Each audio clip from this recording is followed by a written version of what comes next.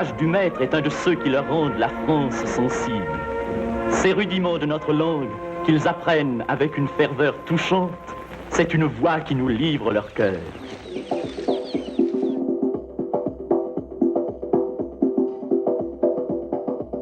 Pendant plusieurs années, j'avais hésité devant le poids de la responsabilité que m'avait spontanément confiée Ernestine.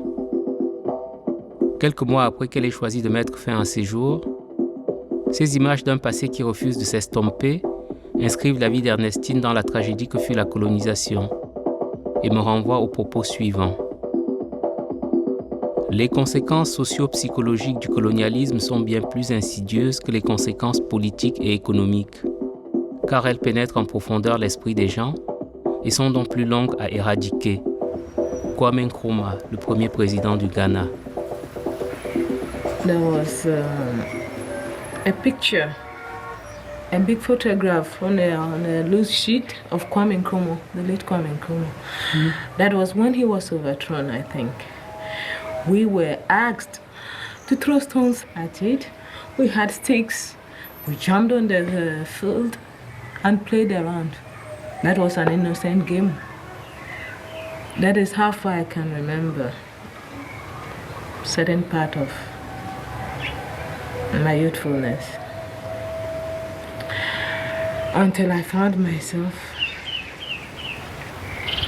with this auntie by name Nancy Baini.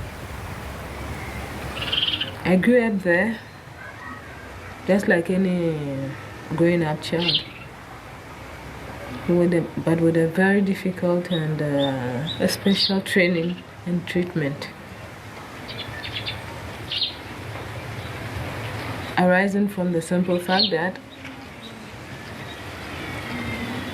I was sort of abandoned to her. She had no other revenue coming from my mother.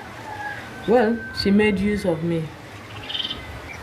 I had to wash and iron,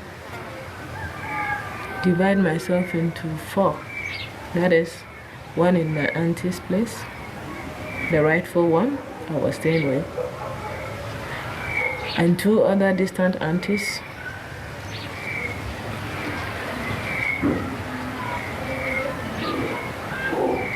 and 1 distant grandfather.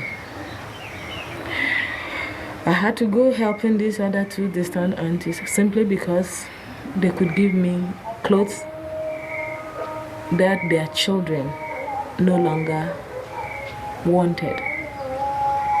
And to me, it was a God-sent gift because it kept me from being naked.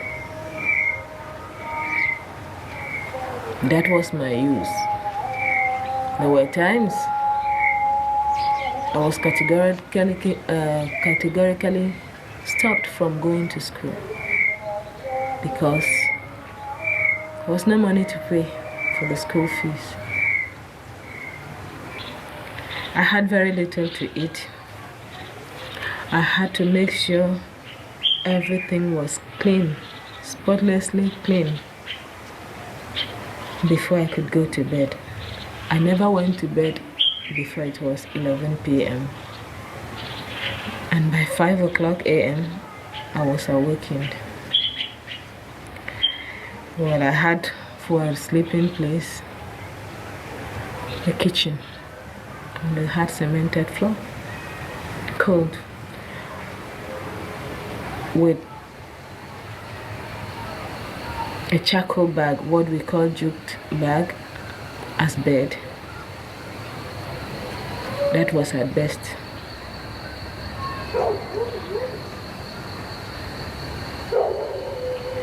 She brought me up the way she could,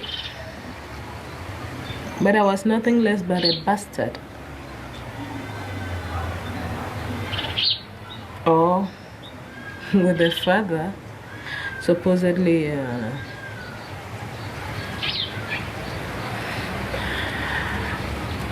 coming from a country where human flesh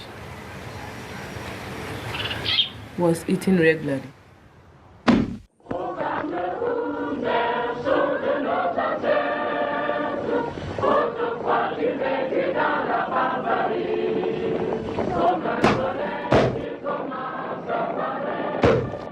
On a beau écouter la forêt, mais le son qui me parvient distinctement est celui du gargouillis des ventres ballonnés de ceux qui ont faim, qui rivalise avec celui des ventres de ceux qui risquent d'exploser à force de trop manger.